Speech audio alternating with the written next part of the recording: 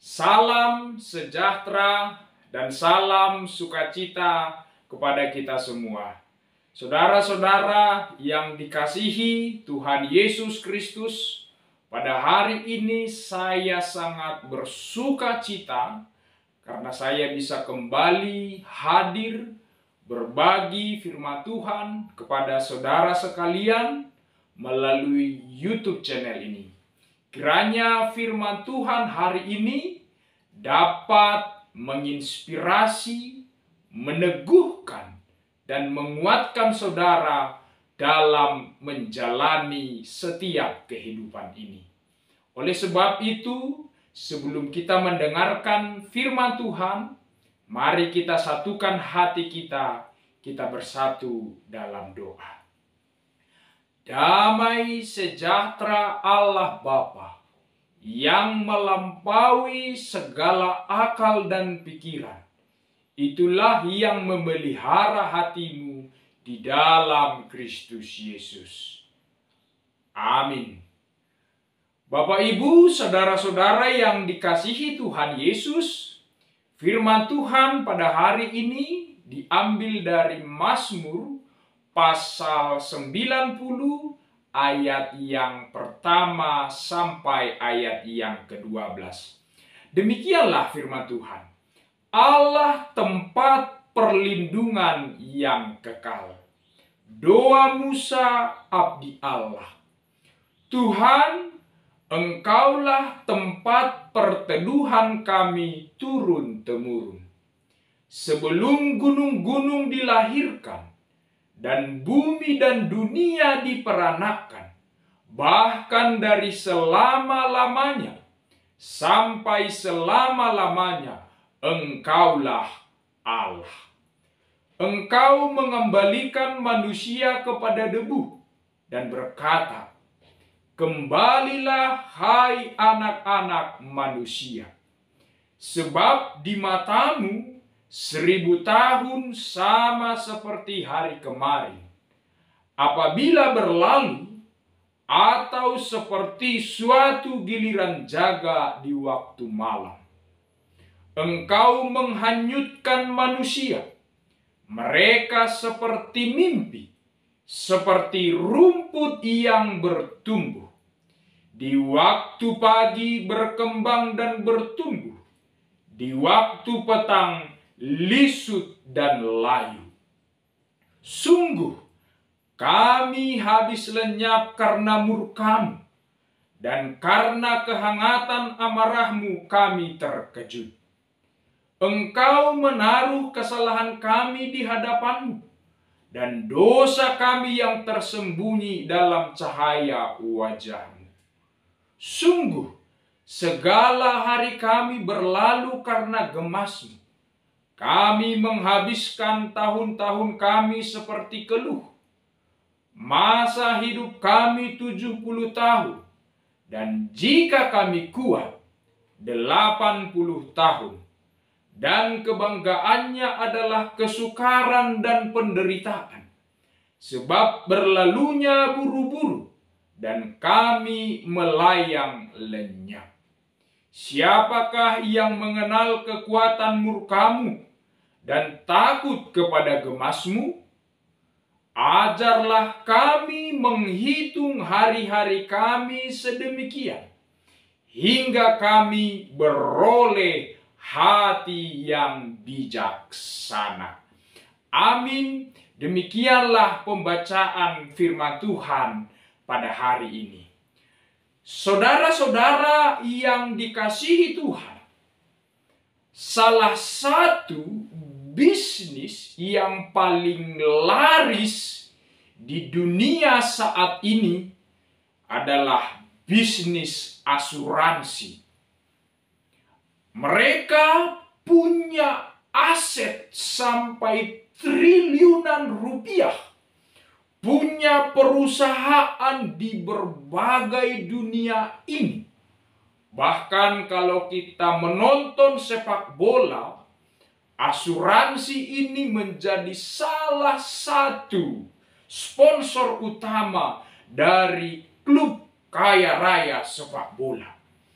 Ini membuktikan bahwa memang saat ini dan pada masa ini bisnis asuransi itu sangat luar biasa sekali.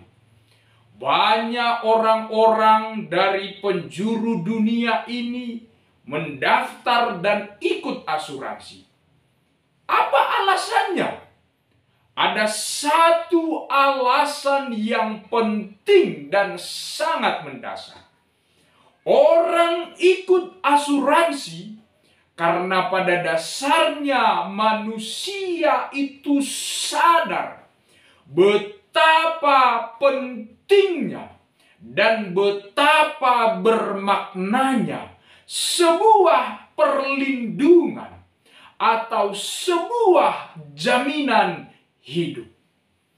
Itu sebabnya bukan hanya hidup, bukan hanya kesehatan yang diasuransikan, tetapi juga harta-harta yang lain juga diasuransikan.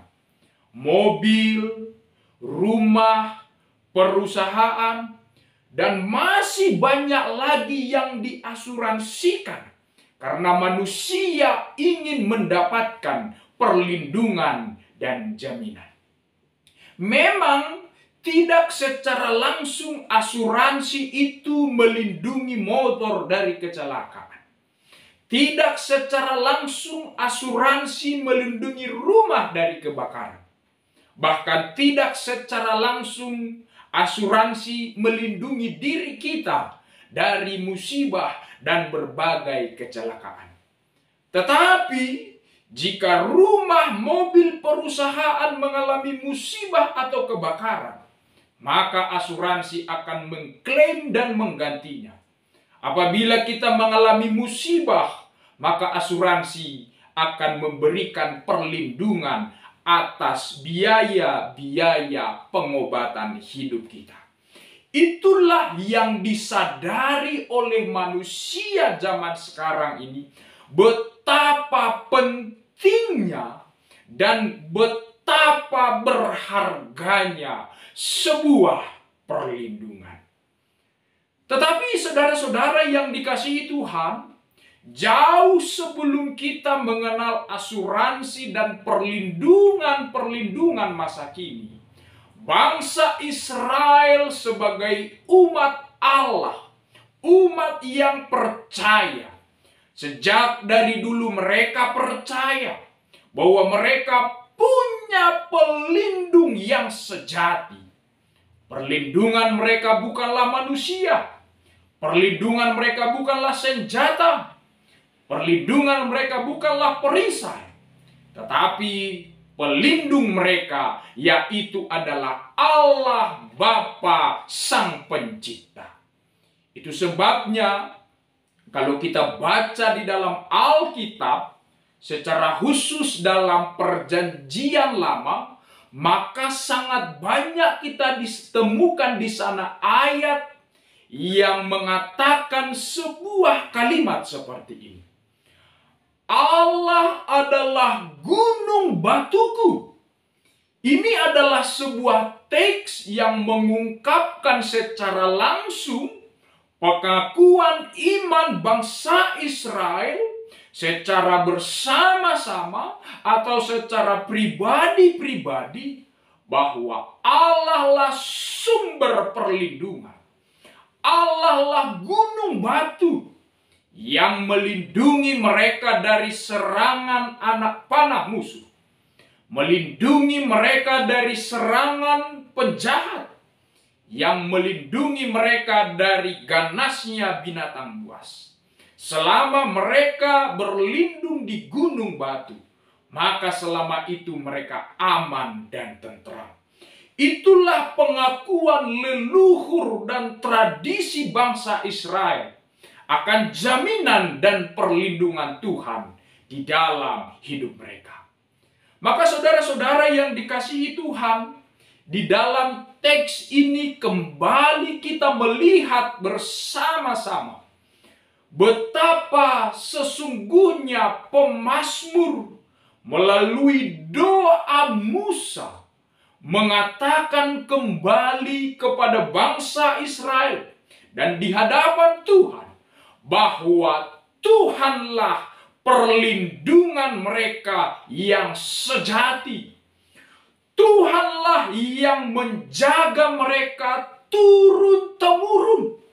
Mulai dari nenek moyang mereka sampai generasi mereka. Mereka percaya Allah itu akan selalu melindungi dan menjaga mereka.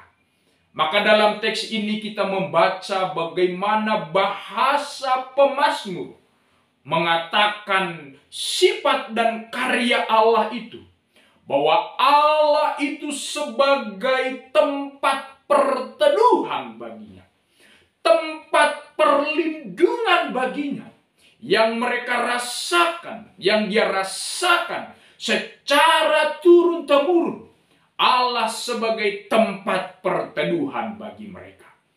Kalau diibaratkan sifat dan perlindungan Allah ini, mereka merasakan itu seperti sebuah rumah. Sebuah keluarga sudah merasakan perlindungan dalam rumah. Mereka terlindungi dari panasnya dan sengatnya matahari. Mereka terlindungi dari dinginnya angin malam dan dinginnya hujan pada malam dan siang hari. Mereka juga terlindungi dari banyaknya binatang buas. Dan mereka juga terlindungi dari niat-niat jahat orang-orang perampok. Demikianlah di rumah keluarga ini merasakan perlindungan dan keamanan. Maka demikianlah sesungguhnya bangsa Israel dan pemazmur merasakan perlindungan dari Tuhan.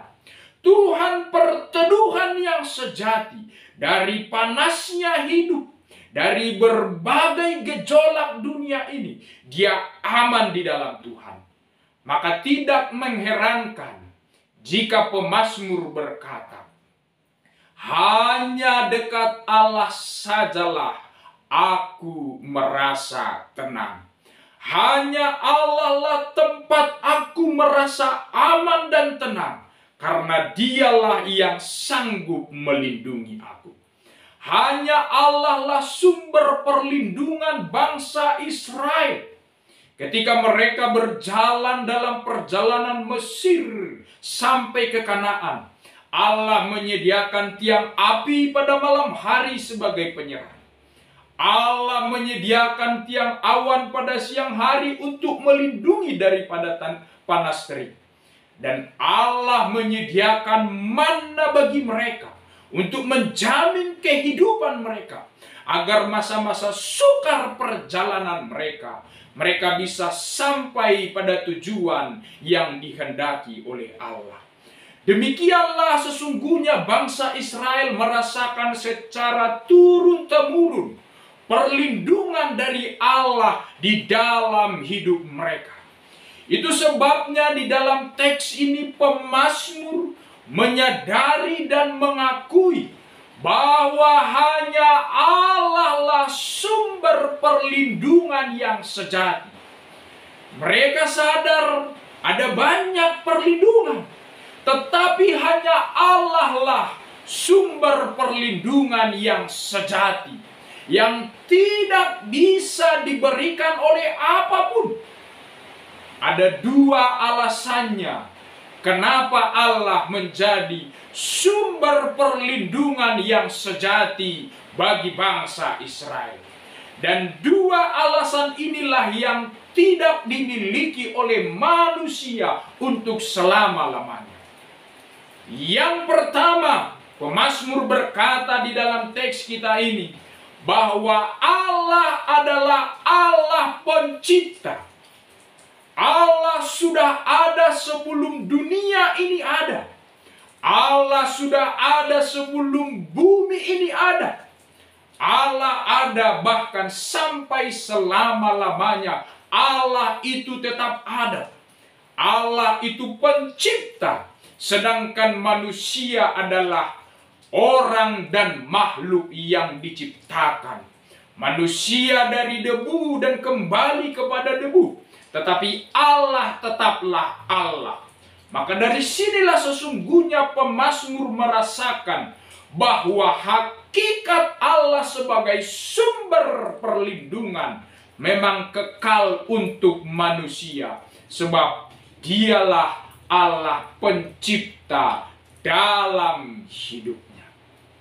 Lalu yang kedua, pemazmur menegaskan di dalam kitab ini bahwa Allah adalah Allah yang kekal, yang berbeda dengan manusia dan segala makhluk yang ada di dunia ini. Manusia itu terbatas, manusia itu fana, manusia itu seperti rumput, pada pagi hari berkembang, namun pada petang mereka akan layu. Ini menggambarkan sifat manusia, hakikat manusia yang fana dan tidak kekal di hadapan Allah. Tetapi sebaliknya, pemazmur mengakui bahwa Allah itu Allah yang kekal. Sebab apa? 1000 tahun itu sama saja seperti hari kemarin. Bagi manusia itu adalah hal yang lama dan hal yang panjang. Tetapi bagi Allah hal itu adalah hal yang singkat. Maka dengan menyadari inilah pemazmur sungguh merasakan hanya Allah lah sumber perlindungan yang kekal. Allah mampu melindungi karena Allah itu pencipta. Allah mampu menjaga untuk selama-lamanya karena Allah itu kekal.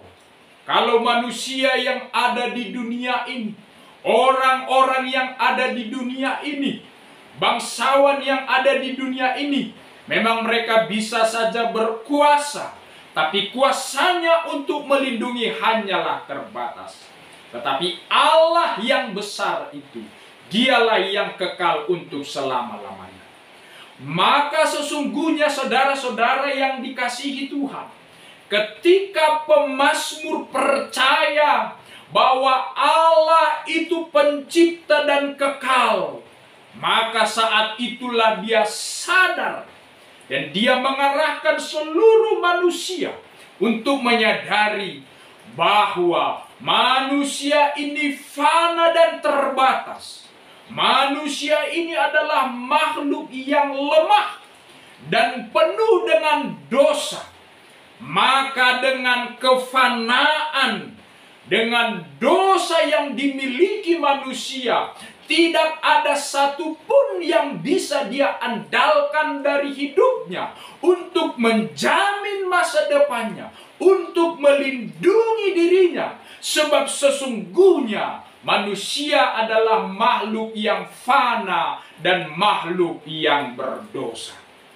Maka saudara-saudara yang dikasihi Tuhan Yesus Kristus, ketika pemazmur sadar akan manusia, akan dirinya yang fana ini, akan manusia yang penuh dengan dosa, lalu apa yang dia lakukan?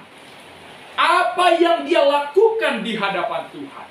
Maka pada ayat yang terakhir dia bersaksi dan dia berkata, ajarlah kami menghitung hari-hari kami sedemikian, hingga kami beroleh hati yang bijaksana. Dia sadar dan dia tahu kalau hanya dirinya dia tidak akan bisa berjalan dari hidup ini. Maka saat itulah dia datang kepada Tuhan, agar Tuhanlah yang mengajarinya, Tuhanlah yang membimbingnya, agar dia bisa menjalani kehidupannya dengan penuh sukacita. Dia memohon dan meminta kepada Allah agar kebijaksanaan dari Allah itulah yang dia pakai untuk menjalani kehidupan ini. Dia sadar betul waktu hidupnya 7 sampai 80 tahun, tapi dia mau memakai hidup ini menjadi berkat. Karena itu saudara-saudara yang dikasihi Tuhan, tidak perlu berapa lama kita hidup di dunia ini, tetapi yang penting adalah bagaimana kita menjadi berharga di dunia ini dalam waktu yang singkat ini. Maka pakailah hidup ini dengan karya yang besar seperti kehendak Allah. Lalu yang kedua, ketika hidup ini hanya sebentar, hanya sementara, maka kita harus mengejar kebenaran dan firman dan kerajaan Allah. Jangan karena mengejar harta duniawi, kenikmatan duniawi, kita lupa kepada Allah. Tetapi kita diingatkan dalam hidup ini, kita harus kejar kerajaan Allah dan kebenarannya. Itulah prinsip kita di dunia ini. Maka kita memohon kepada Allah agar kita selalu berjalan di dalam kebenaran. Maka saudara-saudara yang dikasihi Tuhan, Kolose 3 ayat 1b sampai 2 berkata seperti ini. Carilah perkara yang di atas, di mana Kristus ada, duduk di sebelah kanan Allah. Pikirkanlah perkara yang di atas, bukan yang di bumi ini. Ada dua kata yang dikatakan di dalam teks ini. Carilah dan pikirkanlah. Maka firman inilah yang mengajarkan kita dalam pencarian kita. Kita cari kebenaran Allah. Kita pikirkan kebenaran Allah. Maka kita hidup di dalam itu. Maka kita akan menuai sukacita di dalam hidup ini. Oleh sebab itu saudara-saudaraku yang dikasihi Tuhan, tetaplah memohon kepada Tuhan. Tetaplah memohon bimbingan Tuhan. Agar hidup kita selalu berjalan dalam kebenaran Tuhan. Amin. Tuhan Yesus memberkati.